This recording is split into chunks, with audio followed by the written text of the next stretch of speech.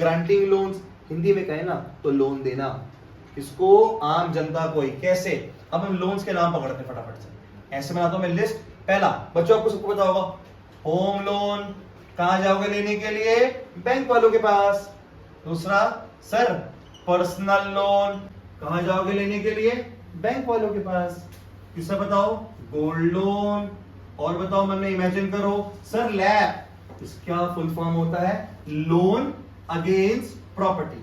कोई आप पे प्लॉट रखा हुआ है, आपको बिजनेस पैसे की रिक्वायरमेंट है, बैंक बोलता है जी आपकी अमाउंट ना थोड़ी बड़ी हो रही है, आप हमें सिक्योरिटी दीजिए। सिक्योरिटी मतलब सर क्या हुआ, अरे बैंक वाले कुछ गिरवी रखने को बोल रहे हैं यार आपसे। अच्छा सर, हम पे प्लॉट पड़ा था, हमने क्या करा, प्लॉट गिरवी रख दिया, उसे बोलते हैं लोन अगेंस्ट प्रॉपर्टी। बात क्लियर हुई आपको, लोन अगेंस्ट प्रॉपर्टी। कोई प्रॉपर्टी आप पे ऐसी रखी है, उसके बदले आप बैंक वालों से लोन ले लो, पैसे जहां मर्जी लगाओ, वो आपकी इच्छा, व्यापार में लगाओ, अपना घर बनाओ। सर घर का होम लोन है, अरे बच्चों इस पैसे को कहीं भी लगाओ, ये बोलने का मतलब है पर्सनली खर्च कर लो, गोल्ड खरीद लो, शॉपिंग कर लो, आपकी जहां इच्छा है। बैंक आपसे कुछ नहीं पूछता इस पैसे का आप क्या करेंगे, बस बैंक बोलेगा लोन अगेंस्ट प्रॉपर्टी।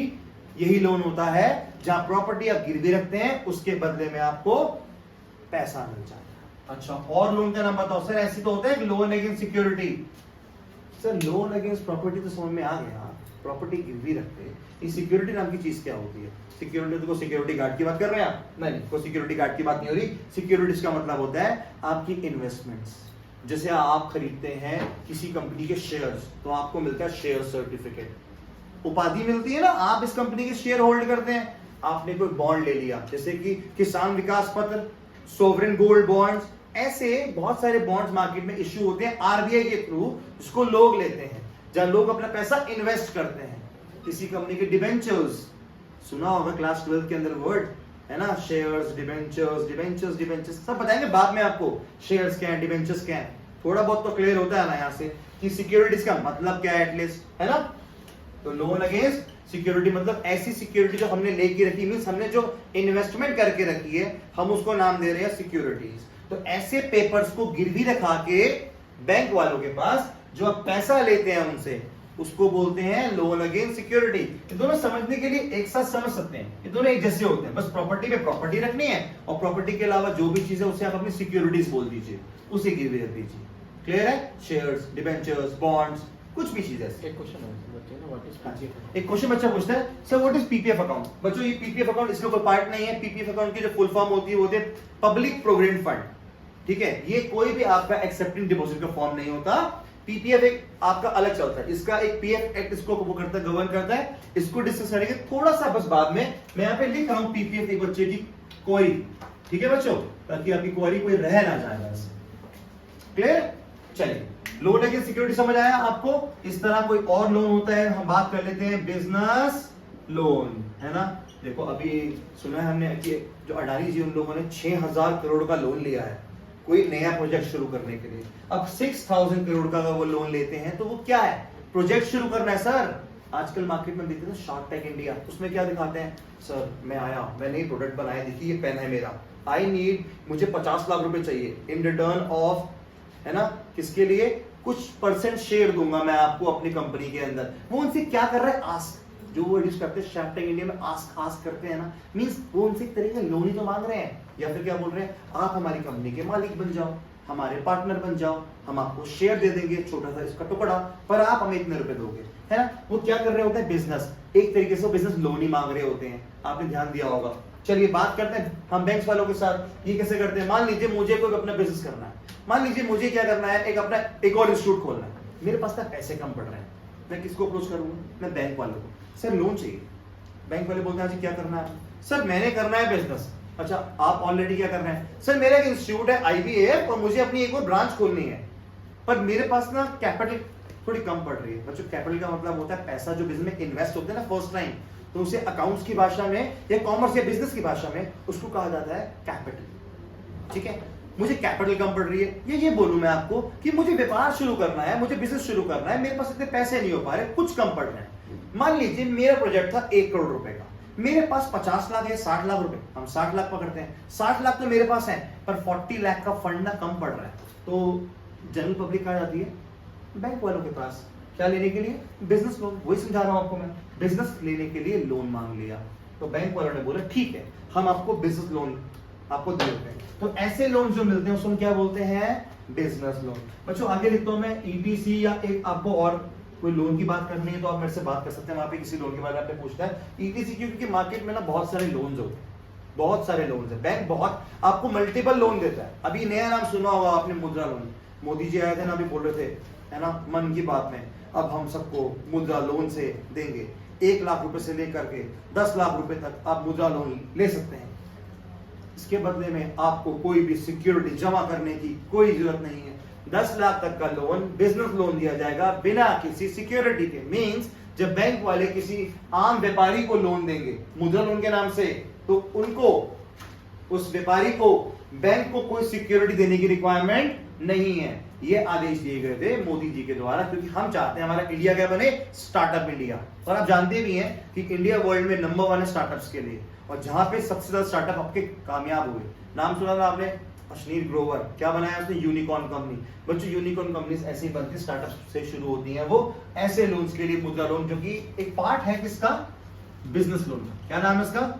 मुद्रा लोन। ठीक है जी, क्लियर है? अब देखते हैं बैंक कैसे व्यापार कर रहा है। बैंकों ने पैसा अपना इकट्ठा करा, कैसे? सेविंग, करंट, आरडी, एफडी, लोगों से अपने पास खुलवा कर। पैसा बहुत इकट्ठा हो गया था, अभी आपने इमेजिन किया था।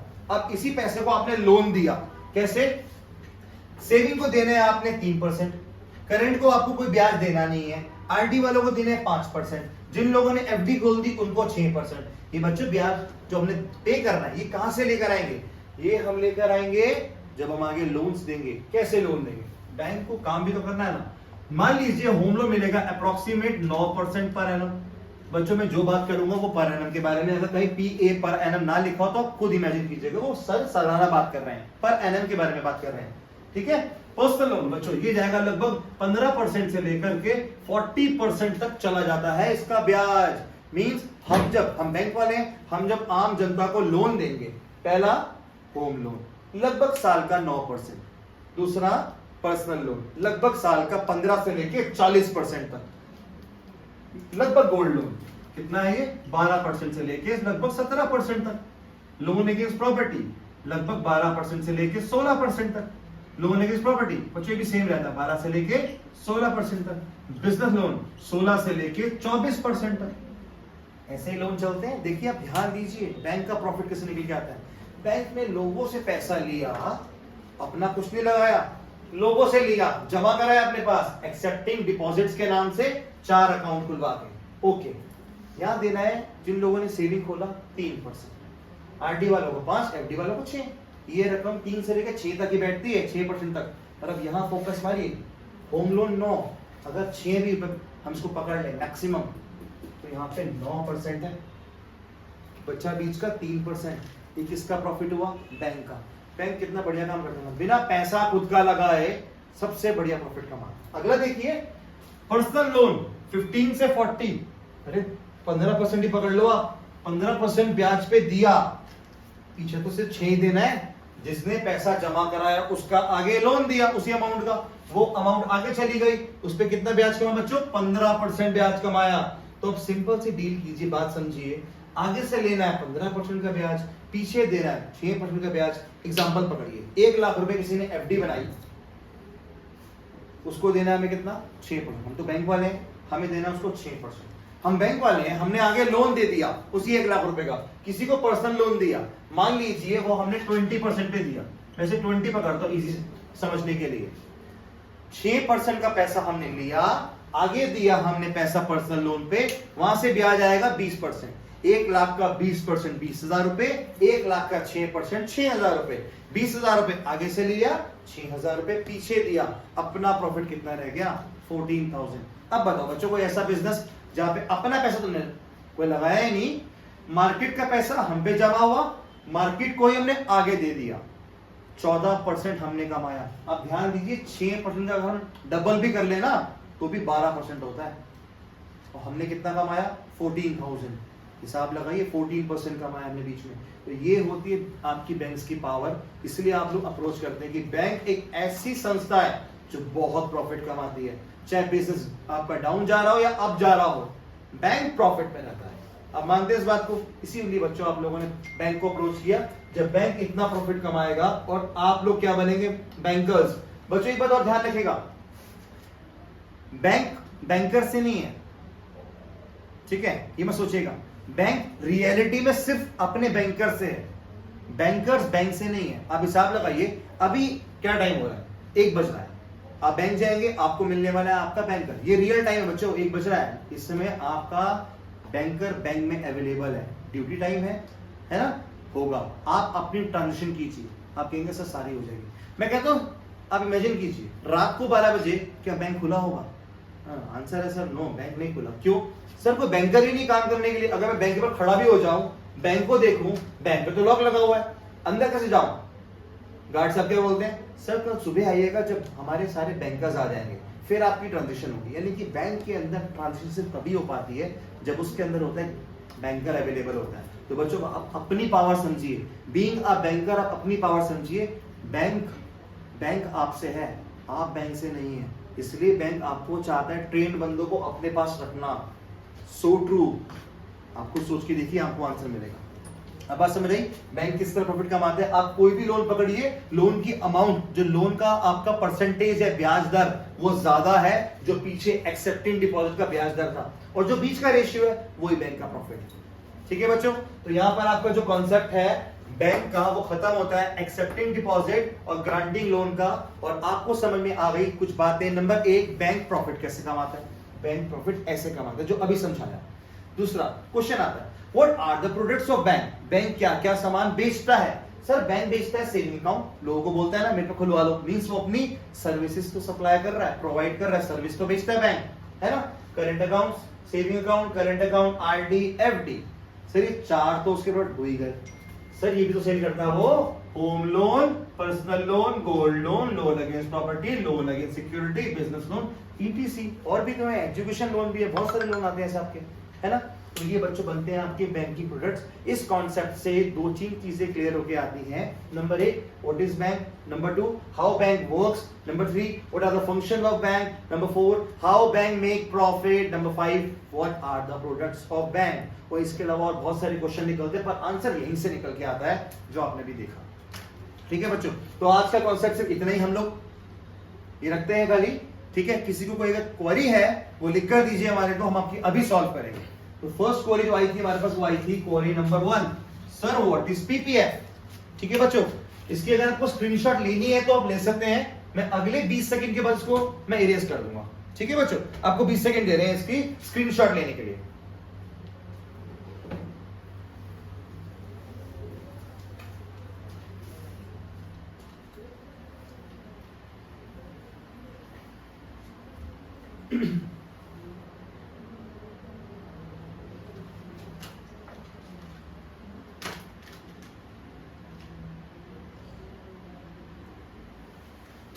ठीक है बच्चों, तो इसको रब कर देते हैं। पर किसी को कोई भी प्रॉब्लम हो तो आप मेरे को ईमेल कर सकते हैं। आपको एक पोर्टल दे रखा है जहां आपको दे रखा है आपका चैट बॉक्स, आप वहां लिख सकते हैं। पर अभी जो क्वेरी हमारे पे आई है वो पीपीएफ क्या है। बच्चों पीपीएफ क्या होता है, पीपीएफ स्टैंड फॉर, पी से first P is called public, अगला पी इज कॉल्ड प्रोविडेंट, और एफ से बनता है आपका फंड, पब्लिक प्रोविडेंट फंड। मैं छोटा सा लेक्चर लूंगा इसके ऊपर, है तो पूरी क्लास का लेक्चर 1 घंटे का। ये आपका टॉपिक जो निकल के आता है पीपीएफ एक्ट से निकल के आता है, जो कि अपने आप में लॉ में कवर अप होता है। दूसरा निकल के आता है आपके इनकम टैक्स एक्ट में भी आता है, वहां भी कवर अप होता है। पर शॉर्टकट में बताऊं तो पीपीएफ इस फंड, अब इतना देखिए जो लोग जॉब करते हैं उनका पीएफ कटता है। आप कल आप बैंक में जॉब करेंगे आपका भी पीएफ कटेगा। ठीक है, उसे हम क्या बोलते हैं, ईपीएफ, एम्प्लॉइज प्रोविडेंट फंड। ठीक है, क्लियर हुआ। सर जो सरकारी लोग हैं उनका कटता है SPF, statutory provident fund. The word name is statutory, SPF, statutory provident fund. PF तो प्रोविडेंट फंड हुआ, अगर एस लग के सरकारी, जो लोग सरकारी जॉब करते हैं उनका कटता है एसपीएफ। क्यों कटता है एसपीएफ जी, उन पे तो रूल लागू है जी, उनका पीएफ तो कटना ही है। पहले पकड़े तो पीएफ होता है क्या बच्चों, पीएफ एक ऐसा फंड होता है जो आपकी पूरी उम्र में आप जब सैलरी या कोई इनकम अर्न करते हो तो आप चाहते हो आपका कुछ पोर्शन सेव हो जाए, क्योंकि जब आपकी रिटायरमेंट की एज आए तो आपके पास एक सरप्लस मनी हो जिसका आप कहीं भी इस्तेमाल कर सकें। या ये बोलें कि आपकी रिटायरमेंट के बाद आपका कुछ बेनिफिट्स जो आपने पैसा जोड़ के रखा हुआ है उसका पैसा आपके उस ओल्ड एज में काम आए, उसे ही कहा गया था प्रोविडेंट फंड होना चाहिए। जो लोग सरकारी जॉब में हैं उनके लिए तो देखो ये रूल सरकार ने दिया था कि उनको बनाना है एसपीएफ, ठीक है। अगला आया था जो लोग प्राइवेट जॉब करते हैं, जैसे कल आप लोग जॉब करेंगे, सो ट्रू, आपका घटेगा EPF, employees provident sorry EPF employees provident fund. जो लोग प्राइवेट काम करते हैं उनके लिए ईपीएफ, जो लोग सरकारी काम करते हैं सरकारी जॉब में उनके लिए एसपीएफ। ये तो क्लियर हुआ। अब सोचिए जो लोग व्यापार करते हैं, जो लोग बिजनेस करते हैं, क्या उनका मन नहीं करता होगा कि 60 साल के बाद ऐसा कोई फंड हमारे पास भी हो? मन करता होगा ना। तो सरकार ने एक और फंड निकाला जिसका नाम रखा पीपीएफ, पब्लिक प्रोविडेंट फंड। ये ऐसा फंड है जो कोई भी खोल सकता है। एसपीएफ सरकारी जॉब वालों के लिए, ईपीएफ प्राइवेट जॉब वालों के लिए, और जो लोग व्यापारी रह गए या जो लोग और रह गए उनको भी अपने रिटायरमेंट की एज में एक फंड चाहिए, तो उसका नाम दिया सरकार ने पीपीएफ। इस पैसे को कोई भी खोल सकता है, इस फंड को कोई भी जमा कर सकता है। बच्चों ये अकाउंट नहीं है, मैं फिर से कह रहा हूं, ये फंड इकट्ठा हो रहा है आपका, ठीक है, अकाउंट के माध्यम से। पर ये एक्सेप्टिंग डिपॉजिट का पार्ट नहीं बनेगा, ये एक अलग से पार्ट बनता है पीपीएफ, ठीक है। ये आपको नॉर्मली एसबीआई के मेन ब्रांच में खुलता है, ध्यान रखिएगा। नॉर्मली आपके एसबीआई की मेन ब्रांच में खुलेगा, उसमें आपको साल में सबसे ज्यादा ब्याज मिलता है 6.5 से लेकर 8.5%, क्योंकि इसका लॉकिंग पीरियड ही लगभग रहता है मिनिमम 15 ईयर्स, ध्यान रखिएगा, इसलिए ब्याज ज्यादा है, लॉकिंग ईयर आपका ज्यादा है। अब इसमें कोई फिक्स्ड अमाउंट जमा नहीं होती, आप एक साल में 1000 जमा करें, 1 लाख जमा करें, आप हर रोज जमा करें, या आप 6 साल में एक बार जमा करें, ब्याज आपका वहीं से कैलकुलेट होगा। और आपने जिस दिन से ये अपना अकाउंट खोला है और जिस दिन एंड करेंगे कैलकुलेशन में 15 साल बाद ही पैसा आपका मैच्योर होगा। इसे ही बोलते हैं बच्चों पीपीएफ। फिर किस दिन क्लास लेंगे अगर रिक्वायर्ड होगा आपके लिए सारे प्रोविडेंट फंड्स के बारे में, मतलब वो क्लास ही रहेगी सिर्फ प्रोविडेंट फंड्स के बारे में, ठीक है बच्चों। चलो कोई क्वेरी हो तो पूछ लो। कोई क्वेरी अगर आपकी है बच्चों तो और लिख सकते हैं आप, अभी हम लाइव हैं और आपकी प्रॉब्लम सॉल्व कर सकते हैं। तो आज सिर्फ एक फर्स्ट क्वेरी आई थी व्हाट इज पीपीएफ, उसके बाद आज कोई क्वेरी आई नहीं। बच्चों कोई भी डाउट्स हो आपको आप मेरे से पूछिए, हम बैठे हैं ऑनलाइन, आप अपना चैट बॉक्स खोलिए, वहां एसएमएस टाइप कीजिए और प्रॉब्लम सॉल्व हो जाएगी आपकी।